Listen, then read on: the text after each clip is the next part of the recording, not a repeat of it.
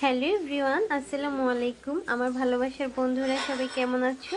আজকে শেয়ার করছি চেপা শুটকি দিয়ে বেগুন টমেটো আলুর তরকারি।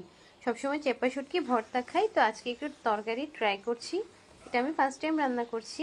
তো পেঁয়াজ ভেজে নিয়েছি, চেপা শুটকি ভালোভাবে ধুয়ে পরিষ্কার করে কড়া করে ভেজে নিয়েছি। দিয়ে দিলাম মশলায় রসুন বাটা দিয়ে দিয়েছি।